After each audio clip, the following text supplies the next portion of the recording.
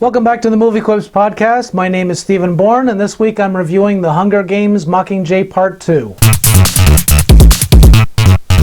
The capital is in ruins. Its citizens of higher standing have been evacuated. The rebellion led by District 13 is winning. The city's once glistening streets are now a gray bomb-pitted maze guarded by hidden traps and bloodthirsty killers, reminiscent of those that Katniss fought to survive in the cruel arena of the Hunger Games. Oscar winner Jennifer Lawrence returns yet again as Katniss Everdeen, District 12's defiant survivor of both the 74th Annual Hunger Games and the Third Quarter Quell, held by the capital of Panem to appease its citizens and oppress the worker districts it exploits. Also reprising their primary supporting roles are Josh Hutcherson as Peeta Mellark and Liam Hemsworth as Gale Hawthorne. Lawrence's performance is undisputably the best aspect of this big screen finale. Her deft portrayal of Katniss as a strong-willed yet introverted wildcard forced to become the Mockingjay, the symbol of the rebellion, is astounding throughout. It's a treat watching her continued defiance to remain true to herself against what others would have her become. This is a wiser Katniss than the simple girl who stepped forward as a tribute in the Life or Death games 3 years ago. Katniss's character development has been phenomenal.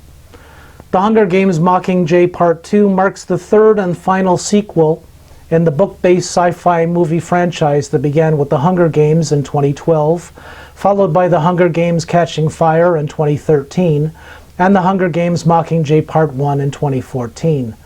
The films are adapted from American author Suzanne Collins' trilogy of young adult novels of the same name published between 2008 and 2010. Mockingjay Part 2 picks up shortly after the events of Part 1, with Katniss struggling to deal with Peeta having been brainwashed to kill her.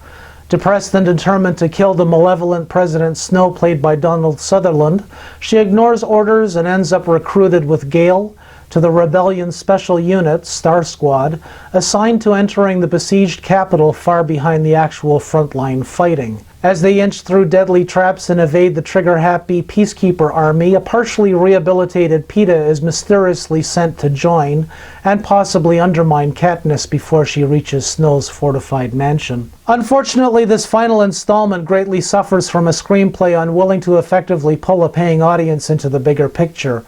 The brutality of the first movie was constantly in your face, as children and teens killed each other for the entertainment of their sponsors. The second film continued that level of physical violence, featuring its bloodbath of returning Hunger Games victors, finding a wonderful balance with the growing psychological warfare of the rebellion. Those two movies led to an inevitably epic war pretty much expected from the Mockingjay movies. In reality, the Mockingjay movies are much smaller and cheap on the good stuff. Part 1 of Mockingjay barely shows you the war beyond the propaganda machine spotlighting Katniss. The huge battles were mentioned as anecdotes. The ruins were merely backdrops. Part 2 brings more of this cheapness. Example, the simple detail of continuity and how war-ravaged the capital is can't be bothered with. One moment it's burning, in ruins, then magically cleaned up moments later. Even a game-changing avalanche is just a bit of distant CGI, followed by little to no payoff for a paying audience. This film plays out as though virtually everyone involved felt far more contractually obligated to crank out something in order to cash in for one last kick, rather than to actually be invested. As though it didn't really need to be a good movie, because it was taken for granted that everyone who saw and bought the first 3 films would obediently buy in again regardless. #critic proof. Sure, there's an impressive action-packed sewer scene involving Star Squad fighting off nasty-toothed mutant humanoids dispatched by Snow.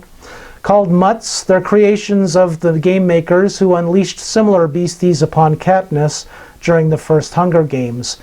But these new alien-like baddies feel like randomly concocted monsters that come out of left field, because they were never memorably cited in the previous films.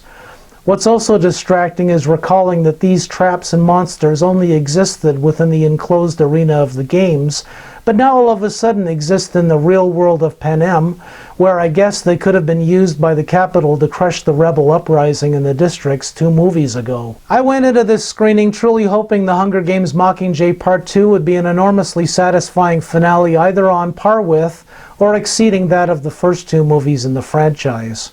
However, despite Jennifer Lawrence exceptionally revisiting her A-game starring performance as Katniss here, the storytelling falls flat and the film fails to deliver any notably memorable level of overall epicness in the series' conclusion. I don't know if rabid fans of the previous films and books will love it, but I found Mockingjay Part 2 to be an unnecessarily anticlimactic waste of big screen creativity and talent. A real disappointment. Thanks again for tuning in. You've been listening to the Movie Quips podcast. My name is Stephen Bourne, and I've just reviewed The Hunger Games Mockingjay Part 2. On a scale of 1 to 5, I would probably give this movie a 2. If you want to read my review or find out more about any of the new movies that are playing in town, hop on over to moviequips.ca. Follow Movie Quips on Twitter and Facebook. And thanks again. Cheers.